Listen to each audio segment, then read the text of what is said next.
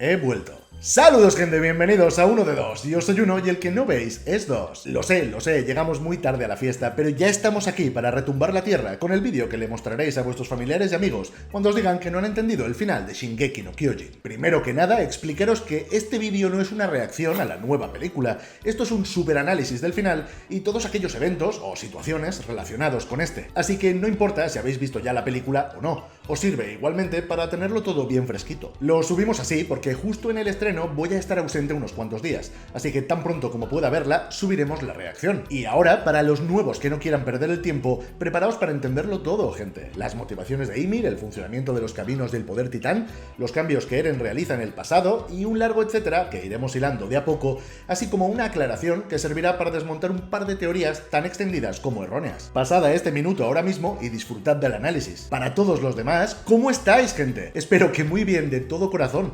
Os hemos echado mucho de menos. No hemos vuelto antes, pues porque la vida es dura y por lo que sea hay que trabajar para comer, ya ves tú. La cosa es que volvemos a estar por aquí y aunque ya no podemos subir contenido tan seguido como antes, nuestra intención es la de seguir entregando nuestros corazones cuando sea posible. Así que ya sabéis, os quiero bien atentos al canal a partir de ahora. Y por supuesto, dadle bien fuerte a esa campanita y sabed perdonarnos por haber desaparecido sin hacer siquiera un vídeo de despedida. Si no lo hicimos fue porque nunca quisimos irnos por tanto tiempo, os lo prometo. Pero bueno, basta de lamentos y atentos, gente. Antes de irnos con el que será mi análisis más completo y definitivo de esta obra, quiero aclarar una cosa. Llevo 2 años totalmente desconectado del fandom, por lo que no sé qué clase de análisis o reviews habrán hecho ya los demás youtubers o analistas y críticos de Shingeki. Es muy posible que a estas alturas lo que os digamos hoy aquí no sea nada nuevo para vosotros. Este vídeo es en gran parte el resultado de los extensos debates que en su día pude compartir con algunos de vosotros. Y si bien es cierto que en el canal ya existe una reacción al final de la obra, aquel vídeo se subió justo al terminar el manga, lo cual significa que lo leí online y no entendí una mierda. Entre la traducción pocha y mi falta de juicio, el análisis es un total desastre a día de hoy. Si no lo borro es para que podáis volver a él y alucinéis con lo perdido que estaba.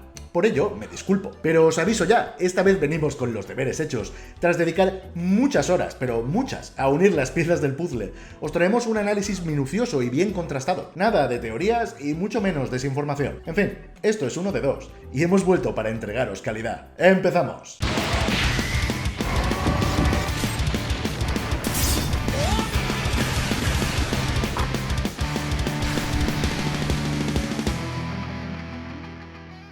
El tiempo es relativo, como relativa es nuestra percepción del mismo. Hemos dado por hecho que el pasado determina siempre el futuro, pero ¿y si en realidad esto no fuera así? No son pocos los que dicen creer que el futuro ya está escrito, y este pensamiento no proviene de ninguna certeza, es más bien un pálpito, un sentimiento derivado de sus experiencias. Y es verdad que a veces sí que da esa sensación. De vez en cuando echamos la vista atrás y todo parece orquestado de alguna manera, urdido por alguien o algo. Lo que nos ha llevado a estar donde estamos hoy han sido nuestros pasos, han sido nuestras elecciones, pero también el azar. ¿Acaso podemos asegurar que somos los dueños de la hora? ¿Que somos los responsables absolutos de nuestro futuro? Pues mucho me temo que en el caso de los personajes del universo de Shingeki no Kyojin, no. Ellos están sujetos a los designios de un poder mayor, atados a las decisiones de una mente perdida y atormentada. Y es que, veréis, uno de los pilares de Shingeki no Kyojin es, sin lugar a dudas, su increíble gestión de los personajes. Tanto principales como secundarios gozan de un desarrollo más que decente. Y lo que considero más importante, no permiten que el protagonista sea el único que haga avanzar la trama. O más bien, eso es lo que diría si las cosas hubieran acabado de otra forma, claro. Pero justo en este caso, resulta que Eren sí es el único que hace avanzar la trama literalmente. El personaje se da a la tarea de intervenir en eventos pasados para así asegurar que su línea temporal se mantenga libre de molestas paradojas. Eso sí, lamentablemente, el personaje no es demasiado consciente de ello. Incluso podría decirse que lo hace de manera accidental, casi como si a fin de cuentas no tuviera otra opción. Pero para explicar bien todo esto, tenemos que empezar por el principio y poner nuestra atención sobre el personaje que mueve los hilos en la sombra. Y es que por mucho que Eren sea el protagonista, la fascinante y confusa historia de los titanes no da comienzo a través de él. La que pone los engranajes a girar aquí no es otra más que la pobre esclava Ymir Fritz, una víctima más de la podredumbre humana, una mera herramienta al servicio de un rey tirano cuya enferma y desmesurada ambición terminó condenando a la humanidad a nada más y nada menos que la casi extinción. Pero vamos a explicar esto más despacio y a detalle. Antes que nada, cabe resaltar un hecho vital, nunca mejor dicho, y es que Ymir no perdió la vida al recibir en su torso la lanza que debió acabar con el reinado del rey Fritz. Lo que murió fue solamente su cuerpo. Y es en este punto donde comienzan las suposiciones, pues no tenemos ninguna confirmación de que el mundo en el que despierta Ymir sea obligatoriamente un producto de su simbiosis con la Lucigenia. En cambio, lo que sí sabemos es que su transición a este limbo que llamamos caminos parte de las palabras que pronuncia el rey ante su cuerpo inerte, el cual, lejos de mostrar compasión por ella, le ordena una y otra vez que se levante y trabaje, es decir, que prácticamente le prohíbe recibir el descanso que otorga la muerte. Fueron estas palabras del rey las que ataron a Ymir a los caminos, y no tanto los deseos de sobrevivir que albergaba el parásito o los extraños poderes que éste le confirió a su huésped. Y esto se entiende con lo que viene a continuación, algo que yo en su día no comprendí. Resulta que lo que se conoce como la maldición de Ymir no es una maldición impuesta por ella, sino sobre ella. Y el conjuro, si es que se lo puede llamar así, lo pronunció su amado rey al construir las bases de la herencia titán mediante el canibalismo. Las palabras que el rey vierte sobre sus hijas son escuchadas por el alma perdida de Ymir, de vuelta a su forma más infantil y vulnerable. Ella permaneció allí hasta que el rey le dio un nuevo propósito, uno que podía llevar a cabo incluso privada de su carne y huesos, el de llevar a Eldia a dominar el mundo con sus titanes, incluso en la otra vida. Fue así como las hijas de Ymir se alimentaron de sus restos y en los caminos se manifestó el haz de luz primigenio en forma de árbol, luciendo 3 enormes bifurcaciones o ramas, una por cada hija, y continuaría creciendo con cada herencia de un poder titán por siempre jamás, tal y como el rey lo quiso. Recuerdo que la primera vez que leí esta parte en el manga, di por hecho que los eldianos se convertían en titanes puros porque en algún punto de la historia sus antepasados se infectaron con el parásito a través de seguir la práctica de devorar los cadáveres de sus congéneres.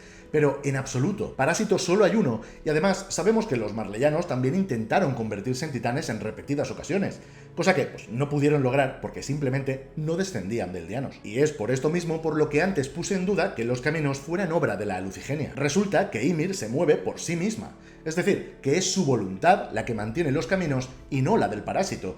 Es fácil deducir que aunque la Lucigenia sea una parte indivisible de la ecuación, los caminos existen y se sostienen únicamente por la obstinación de Ymir, por su necesidad de continuar obedeciendo al ser que ama. Es ella la que con su aparentemente infinito poder sentencia a los eldianos a convertirse en titanes puros. Y es que a fin de cuentas la maldición se encuentra en la sangre, en los genes. Y eso no es todo. Lo más loco es cómo Ymir interpretó la última orden del rey, esa que decía que los eldianos dominarían el mundo incluso en la otra vida. Tristemente, todos recordamos la muerte de Hanji, pero curiosamente lo más relevante no fue su caída, sino su posterior reencuentro con los miembros fallecidos del escuadrón. Una escena muy bonita que en su momento parecía un mero guiño de Isayama, como queriendo darnos paz a nosotros, mostrándonos que Hanji se encontraba feliz en el más allá. Pero no, de eso nada. La realidad es que esta fue la macabra interpretación de Ymir a lo de dominar el mundo hasta en la muerte.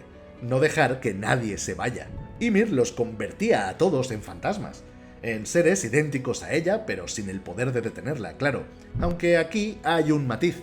Las almas de los eldianos atrapados en los caminos eran conscientes hasta cierto punto. Así nos lo demuestra la escena con Hanji, y así nos lo confirma la rebeldía de Grisha, Bertolt, Saber, etc., al momento de recobrar el control de sus titanes para ayudar a la alianza. Y por supuesto, aquí también entraría en juego el momento de la despedida de Sasha o la de Erwin y compañía. La conclusión que yo saco de todo esto es que los actos de Ymir, así como los poderes que tiene, en manos de otro ser, podrían desembocar en un escenario completamente distinto.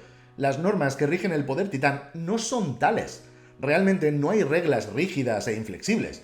Hay espacio para la improvisación y el cambio. Y si no, solo fijaos en los 3 titanes bestia que conocemos. Bueno, 2 y medio porque Falco es en realidad el mandíbula. El tema es que el aspecto que lucen no es decisión de Ymir. Responde a recuerdos y anhelos de sus portadores, un juguete de la infancia o incluso la necesidad o la fe de poder lograr desplegar unas alas. Pero la cosa va mucho más allá. Eren ejerciendo su influencia sobre Grisha en las memorias es otro ejemplo, y tendremos otro más al asistir a cómo usa Eren el poder de Ymir tras activar el retumbar. Pero no nos adelantemos tanto.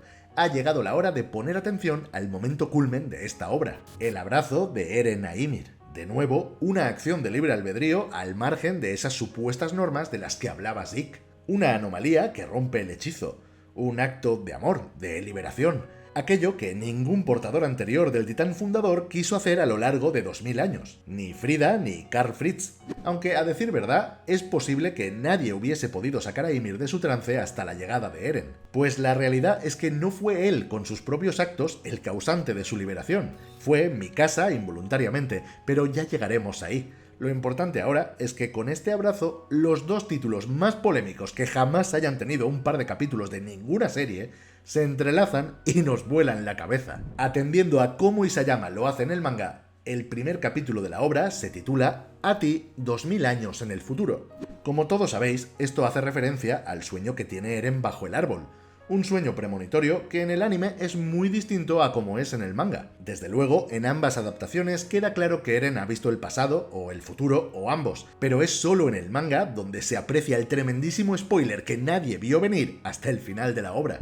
La primerísima imagen que vemos de Mikasa previa a un fundido a negro es desde la perspectiva de Eren, quien está a medio segundo de ser decapitado por ella, de ahí el fundido a negro, mientras su vida se apaga tras sucumbir a la maldición de los 13 años en una cabaña apartada dentro de los Caminos Invisibles. Imagino que a día de hoy ya quedarán pocos fans que no sepan de esto, pero por si acaso quería mostrarlo igualmente. Luego lo desarrollaré mejor. Básicamente, en este falso sueño, Eren asiste a su propia muerte. Es hasta posible que en aquel mismo momento Eren lo viese todo. Su vida y la de Ymir, la de su padre y la de Kruger, la de cada portador del titán de ataque y la de todos y cada uno de los eldianos, cuya rama se erige en el árbol de luz. Pues la conexión con este primer episodio se cierra en el 122 del manga, con el título de ti, 2000 años en el futuro. A través del contacto físico y tal y como la obra quiere que lo interpretemos, Eren asiste a la vida entera de Ymir al tiempo que Isayama nos la enseña a nosotros. Las explicaciones que nos dan sobre todo esto son vagas o inexistentes. Por alguna razón, al autor le hacía como que mucha ilusión que nosotros uniéramos las piezas, y esto mismo es un problema porque todo queda muy sujeto a la interpretación de cada uno. Sin embargo, Eren le dice algo muy revelador a Ymir. Le pregunta si fue ella quien le había estado guiando hacia allí, hasta aquel instante en los caminos, haciendo referencia a su sueño bajo el árbol, a esa conexión que ambos crean mediante su abrazo y que trasciende el tiempo y el espacio. Y es aquí donde se complica la cosa, porque toca hablar de las visiones de Eren posteriores a las del primer capítulo.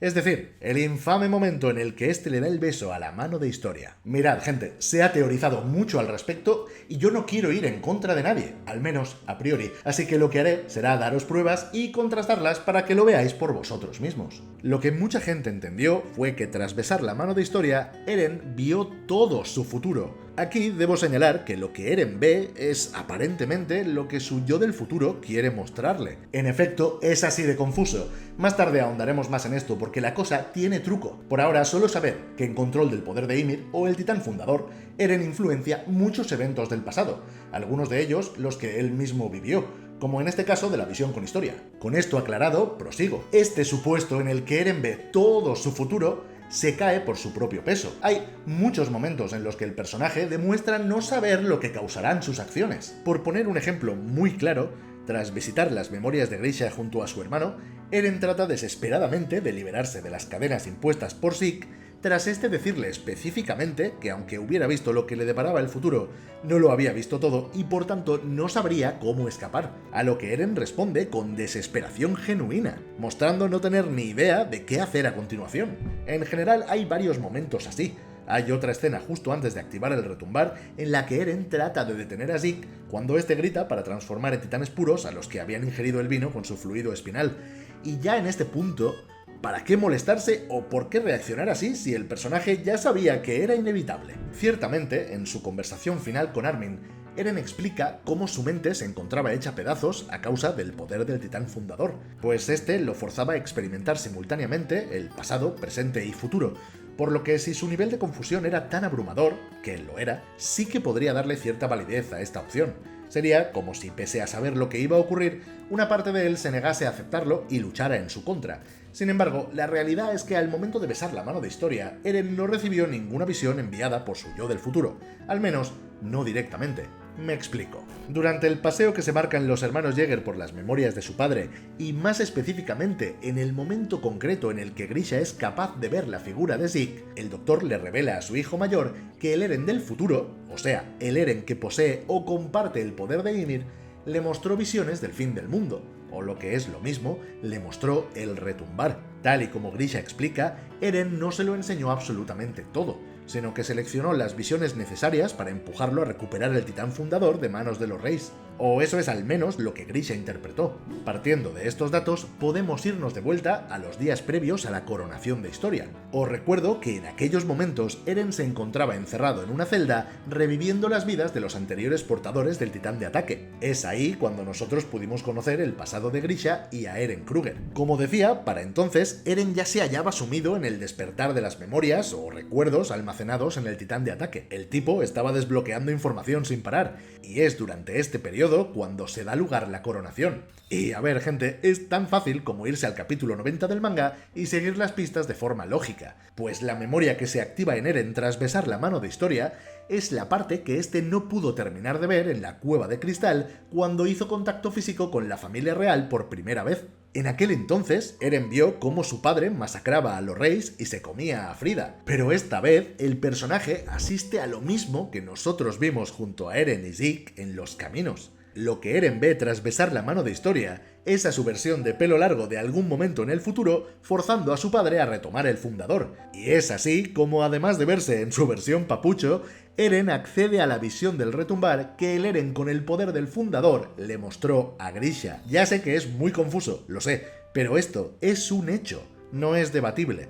Si Eren vio todas las memorias de su padre, tuvo que acceder a las visiones del retumbar a la fuerza, pues estas también eran parte de los recuerdos de Grisha. O sea que Eren sí que vio el futuro tras besar la mano de Historia, pero no porque su yo de los caminos le enviase un PowerPoint. Fue todo a través de las memorias pasadas que contenían estas visiones. Para mí no hay ninguna duda al respecto de lo que vio Eren en aquel momento. Lo cierto es que tanto si lo vio todo como si no, las dudas que asedian al personaje en su primer viaje a Marley serían las mismas y todo se mantendría de manera muy similar. A fin de cuentas, Eren trata de poner el futuro a prueba en varias ocasiones, como cuando le pregunta a Mikasa lo que siente por él. Poco a poco se va dando cuenta de que lo que ha visto es real y no puede ni quiere cambiarlo, porque esa parte está ahí. La psicopatía que desarrolla el personaje es palpable desde el comienzo. Lo que la obra deja muy claro es que nada de esto está realmente premeditado. Eren se deja llevar en todo momento. Sigue adelante en modo semiautomático debido a su deteriorado estado mental. Así que, como veis, la forma de interpretar este punto no cambia de manera crítica el desarrollo del personaje. Sin embargo, la forma correcta de darle sentido a esto debería basarse en la información que nos entrega la obra, y no en suposiciones basadas en el criterio propio. Por ejemplo, la reacción de Eren a la muerte de Sasha es el resultado de no saber si sus actos desembocarían en la pérdida de sus seres queridos. Este hecho no solo refuerza aún más la tragedia del personaje, sino que además responde a uno de los diálogos de Eren en su conversación final con Armin en Los Caminos. Y os doy la traducción oficial de Norma Editorial, no la de Pepito32 en su blog pirata. Eren dice exactamente que involucró a sus amigos en una guerra sin saber si sobrevivirían o no. Quiero decir, no sé qué más necesita la gente para entender que Eren no sabía que Sasha perdería la vida en Marley. Y como esto, todo lo demás. Desde el día en el que Eren besó la mano de Historia, este se dedicó a ir improvisando sobre la marcha. El personaje sabía que para lograr acceder a Los Caminos tenía que engañar a su hermano.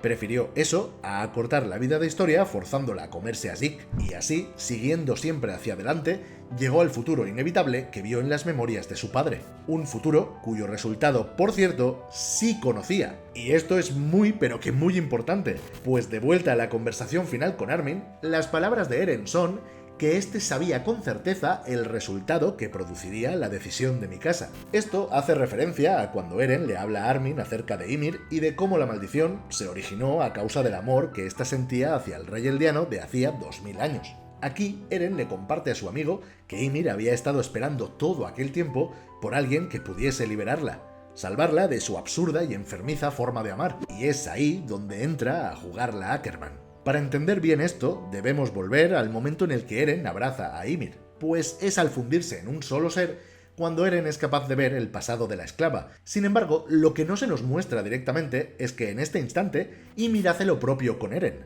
Ambos ven la vida del otro. y lo que ella se encuentra le resulta tan fascinante como familiar, pues se ve una y otra vez a sí misma reflejada en una joven desconocida llamada Mikasa. Es imprescindible comprender que todo lo que hemos visto durante el transcurso de la serie se solapa con el abrazo entre Eren y Ymir, pues es el punto de anclaje entre pasado y futuro. Sí, es verdad que Ymir no reparó en la existencia de Mikasa hasta que pudo observarla a través de los ojos de Eren, pero a efectos prácticos, nosotros hemos estado viendo los intentos que hacía Ymir por adentrarse a la mente de la Ackerman desde siempre, porque como ya sabéis, el tiempo en esta obra se sucede todo a la vez. Al final, las famosas jaquecas o dolores de cabeza aparentemente aleatorios que sufría Mikasa se debían a las embestidas de la esclava tratando de escudriñar aquella mente afín que albergaba un amor tan desmedido como el que ella misma le profesó antaño a su rey. Los dolores no eran más que la respuesta inmune de la sangre Ackerman, que bloqueaban el paso impidiendo a Ymir penetrar en su ser. Aunque bueno, sobre esto no se sabe si Ymir era realmente rechazada o no,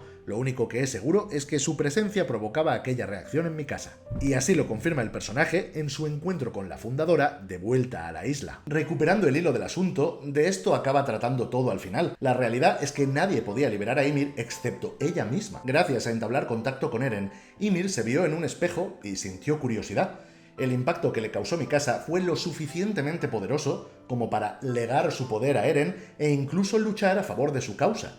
Todo para ver y aprender de la mujer que amaba tan intensamente como ella. No se sabe qué hubiera pasado si Mikasa decidía unirse a Eren en lugar de acabarlo, pero probablemente nada bueno, ya que es esa decisión la que permite a Ymir irse y descansar. Es su propio aprendizaje, el ser capaz de entender que su forma de amar estuvo mal, que dirigió su amor al hombre en lugar de a su propia prole. Ese what if de Ymir abrazando a sus hijas frente al cuerpo sin vida del rey es la prueba de la evolución de la esclava, que por fin, y tras causar el mayor daño imaginable, rompe al fin sus grilletes. Pero volviendo a Eren, antes os enseñé cómo este dice conocer el resultado de la decisión de Mikasa, algo que, por cierto, ocurre tras su fallecimiento. Recordadlo para luego. Lo importante es lo que esto significa. Nunca se hace referencia a este hecho más allá del escueto diálogo con Armin y el evidente subtexto, pero esto quiere decir que Eren sabía que seguir adelante desembocaría en erradicar a los titanes de la faz de la Tierra. Y visto así, me parece que se desaprovecha un argumento brutal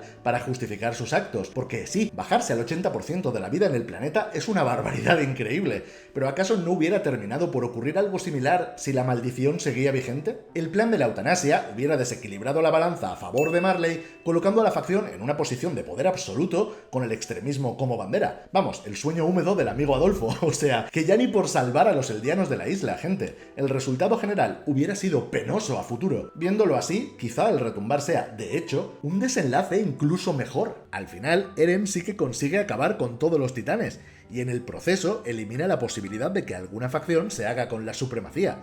Dentro de lo malo, es un win-win, y me parece rarísimo que este hecho pase tan inadvertido en cuanto a diálogos entre personajes. El único que referencia esto es Connie al contarles a los demás que Eren le aseguró que su madre volvería a la normalidad. Si nos paramos a pensar en cómo se planeó inicialmente la alternativa al retumbar, esta consistía en entregar a Zeke a las autoridades de Paradis para posteriormente dárselo de comer a Historia. De haber ocurrido esto, Eren y Historia hubieran ido juntos a los caminos, y allí la reina le hubiera ordenado a Ymir sacar a los colosales a dar un paseo. Es decir, que se produciría un retumbar a pequeña escala para demostrarle al mundo que Eldia estaba de vuelta y los podían reventar si les daba la gana. Pero una vez hecho esto, ¿qué? Pues otra vez la misma historia de siempre. Los cambiantes les heredarían a otros su poder y estos lo repartirían entre las familias más ricas, dando como resultado nuevas guerras y conflictos internos, mientras las nuevas generaciones emplean el poder titán para seguir causando estragos. En resumen, miles de corazones entregados para nada. Tal parece que en cualquiera de los posibles desenlaces,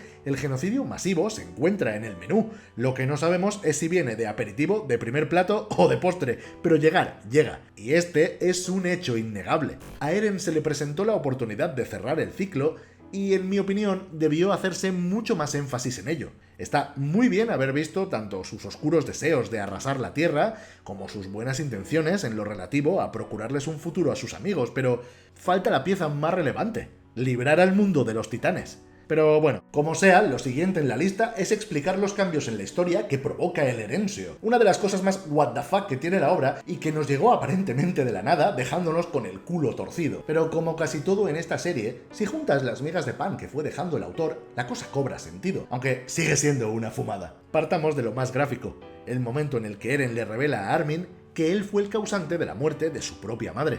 Esto sigue por donde lo habíamos dejado antes. Eren explica la locura que se trae por dentro con todo eso de vivir en el pasado y el futuro a la vez, para acto seguido dejarnos claro que los poderes del titán fundador son los de un dios omnipresente y omnipotente. Una vez en control del fundador, Eren no solo puede ver y experimentar todo al mismo tiempo, sino que también tiene la capacidad de interceder y cambiar el rumbo de los acontecimientos y los individuos, al menos siempre y cuando estos sean eldianos. Es así como al presenciar el fatídico momento en el que los guerreros eldianos rompen el muro exterior que conectaba con el distrito de Shiganshina, Eren repara en Daina Fritz convertida en titán puro. Y por descontado, estando frente a un agotado cambiante, como lo era Bertolt en aquellos momentos, instintivamente Daina debió devorarlo al instante en pos de recuperar su forma humana. Pero claro, Eren era consciente de que Bertolt no murió ahí. Si eso ocurría, ya no era solo que su madre podría seguir viva, es que Armin jamás hubiera podido obtener el colosal de la forma en la que lo hizo. Pero por sobre todas las cosas, si Eren no desviaba el rumbo de Daina, se crearía una paradoja temporal, pues el futuro sería distinto y Eren jamás podría obtener el fundador de la misma manera. De ocurrir esto, el universo simplemente desaparecería. Es algo que atenta contra las reglas existenciales. Es como lo de viajar al pasado y matar a tu padre antes de haber nacido. Sería imposible hacer ese viaje al pasado porque nunca hubieras nacido en primer lugar. No sé si me explico. Lo que el autor nos quiere contar con esto es que Eren actúa aquí y allá a través del tiempo de forma medio inconsciente para asegurarse de que todo se mantenga de acuerdo a como ocurre en su línea temporal, que es, por cierto, la única que existe en la obra. Ni mundos paralelos, ni líneas alternativas, ni mucho menos bucles. Lo he dicho muchas veces en los vídeos, pero una muy buena forma de entender cómo funcionan los viajes en el tiempo de Shingeki es a través de la película Interestelar. Funciona igual, con eso de hacer cosas en el futuro que afecten al pasado, definiendo así dicho futuro.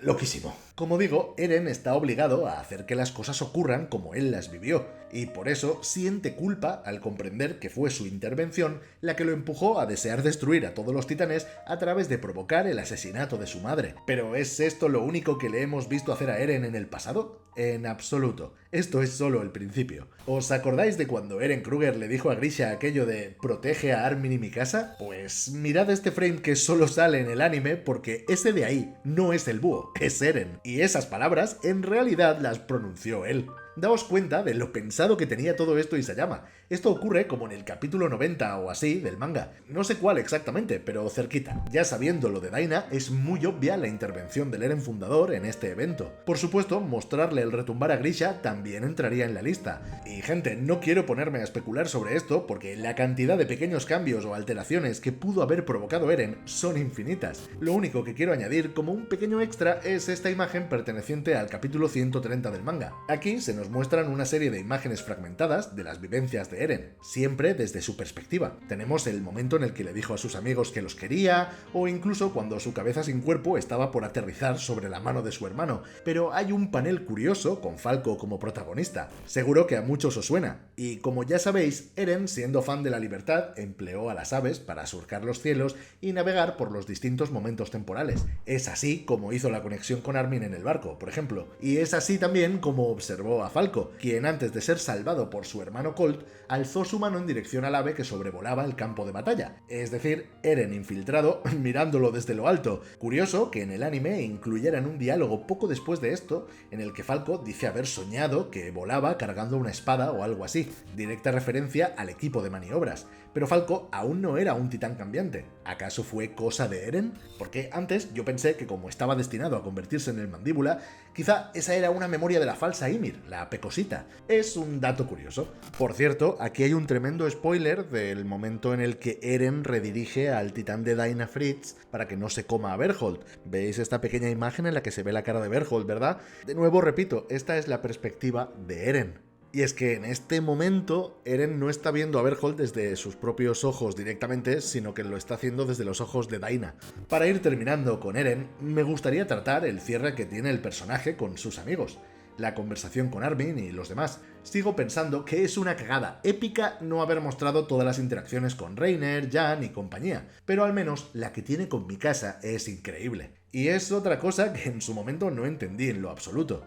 Me lo tuvieron que explicar con pelos y señales. También te digo, confuso es. Pero cuando lo entiendes es genial y también muy triste. Por una parte, la intervención de Eren es casi necesaria para que Mikasa entienda que debe acabar con él, pero la razón más relevante para tener esta despedida entre ambos es que este era el más ferviente deseo de Eren. Lo que más lamenta el personaje, aparte del hecho de haberse cobrado millones de vidas, muchas de ellas inocentes, es el de no haber podido disfrutar de un romance con su waifu, y es por ello que, sirviéndose del poder del fundador, Eren simula un espejismo representando lo que hubiera sido de ellos si aquella noche frente al campamento de refugiados Mikasa le hubiera confesado sus sentimientos, aunque es de ser un poco cabronazos porque los tortolitos decidieron fugarse juntos abandonando a todos los demás a su suerte, Armin incluido, y ahí, en un retiro en mitad del bosque, se sobreentiende que transcurren los 3 o 4 años que en teoría le quedarían a Eren hasta ser consumido por la maldición. No sé si de manera literal, me imagino que no, pero al caso el efecto conseguido en los que lo viven es ese. Y mediante la despedida de Mikasa ante un moribundo Eren que termina de cumplir su ciclo vital de 13 años, este último consigue que su amada acepte su marcha.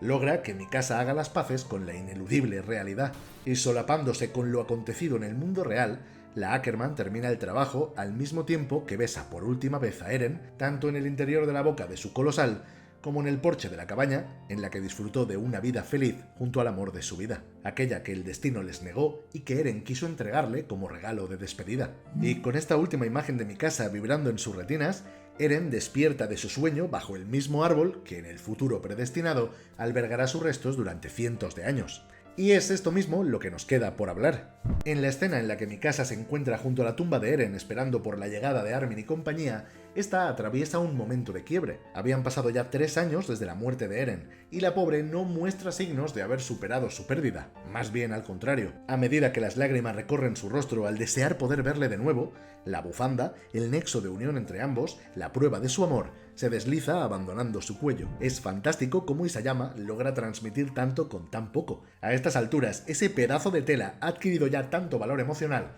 que un simple gesto resulta enormemente significativo. Y lo que nos revela es cómo Mikasa se encuentra perdida y agotada, sola y al borde de rendirse. Pero entonces ocurre el milagro. El ave que coloca la bufanda en el lugar al que pertenece es, en efecto, Eren. No literalmente. Memes aparte, está muy claro que Eren toma posesión del pájaro, y esto es tan obvio que casi me dan ganas de ponerlo en duda. Pero sigamos la lógica. Ya todos hemos visto cómo el poder que Eren manifiesta en control del fundador se asocia continuamente con las aves. No es casual, y me niego a pensar que el autor contradiga su forma de trabajar justo al final de su obra. Con esto me refiero a que Isayama nunca antes dibujó ninguna escena con la intención de representar un acto poético o figurativo. El único ejemplo de esto en la serie es la imagen de Ymir abrazada a sus hijas, así que no puede ser que esto ocurra por la cara. La propia Mikasa le agradece a Eren por volver a colocarle la bufanda. Ella entiende que él sigue allí, siempre a su lado. Pero ¿cómo es esto posible? Pues a ver, viendo cómo tras pasar cientos de años te dejan la pista de que el niño que camina por el bosque se va a caer dentro del agujero del árbol de Eren,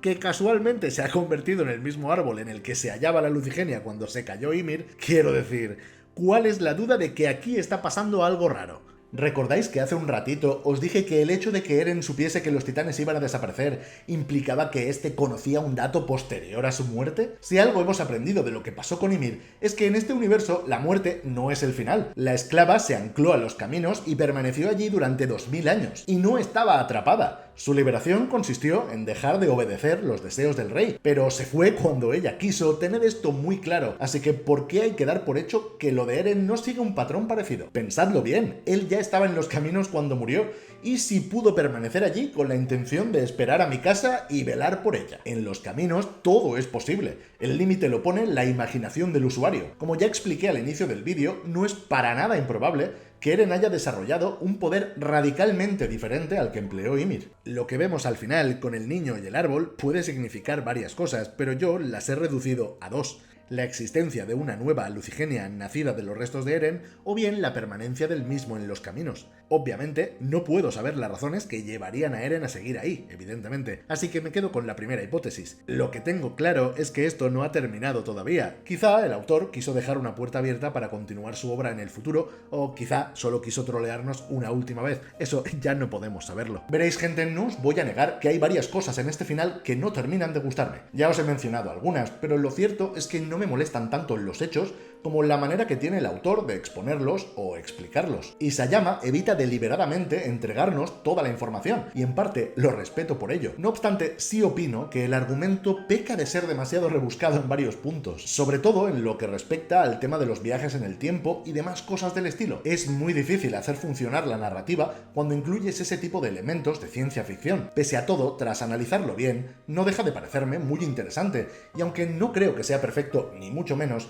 tengo que admitir que me gusta bastante. Lo que sí me parece un trabajo impecable y digno de un genio es cómo Isayama nos muestra que los conflictos son algo inevitable, tanto si hay titanes de por medio como si no. Ver cómo la humanidad hace gala una vez más de su infinita estupidez es lo más crudo y realista que Isayama podía darnos. No hay final feliz porque está en nuestra naturaleza impedirlo. Y hasta aquí el análisis de hoy, gente. He intentado centrarme en los temas más confusos o polémicos, y por ello he tenido que dejar fuera muchos momentos que me hubiera gustado comentar. Lo lamento por ello, pero al menos espero haber conseguido despejar vuestras dudas si es que os quedaba alguna. La verdad es que, aun estando bastante seguro de haber analizado todo correctamente, es muy posible que no sea así, por lo que cada uno es libre de decidir cómo interpretar la obra. Dicho esto, intentaré ver la peli tan pronto como pueda para traeros un videíto con nuestras impresiones. Aprovechad para escribir en los comentarios cualquier duda que tengáis, o para sugerirme algún tema que haya pasado por alto en este análisis. Así lo incluiré en el próximo vídeo. En fin, gente, que en definitiva nos volveremos a ver muy pronto.